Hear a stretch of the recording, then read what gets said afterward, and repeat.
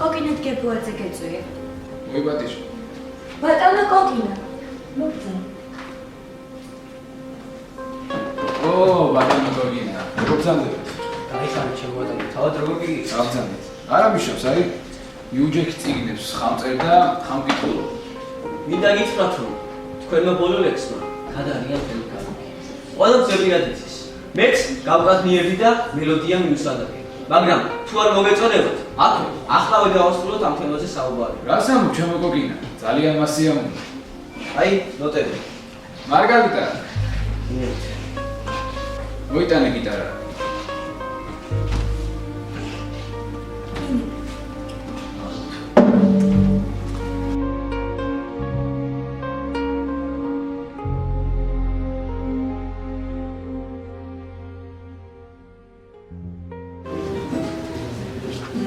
შვენიერი. ჩემო, ძალიან გამახარებ თქვენ მოსვლა. გაიცანით. ჩემი ძმა პეტო, მისი მეუღლე ნინო და ბატონი კოკინი. ძალიან ხუთ დაბრძანეთ.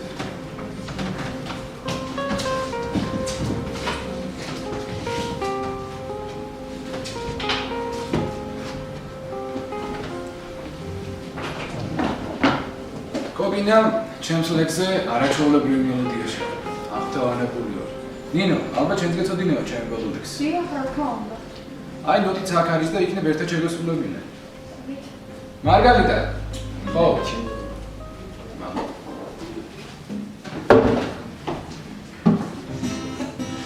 ერთხელ ვიხილე ბაღში ყვავილი და ხმა გავიგე ჩემი გულისა ერთხელ ვიგრძელი ამ ვერსით ბიგი და სიხარული სიყვარულისა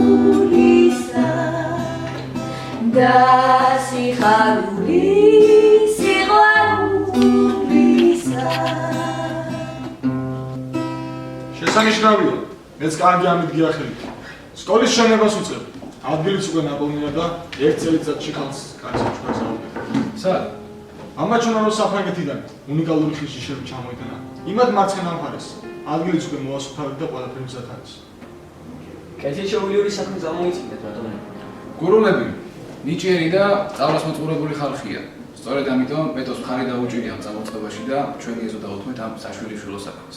ბედნიერი ვართ, რომ შევძლებთ დავეხმაროთ ჩვენს ხალხს სწავლა-განათლების მიღებაში. მასწავლებლები უნდა ჩამოიყვანოთ? არა, თავდაპირველად ჩვენ, მე და პეტო ვასწავლეთ. ჩვენთან მოჩვეულებიანია და არ გაუჭირდებათ. უფალი შეგეწიოთ ამ სამოდო საქმეში. ახლა კი თქვენის ნებართვით უნდა დაგემშვიდობოთ. ინება. ჩემი ლექსის ამბავი როგორ იქნება გოგინა? სულ მალე ხალხი აიგებს. იმედია. მშვიდობთ. მშვიდობთ.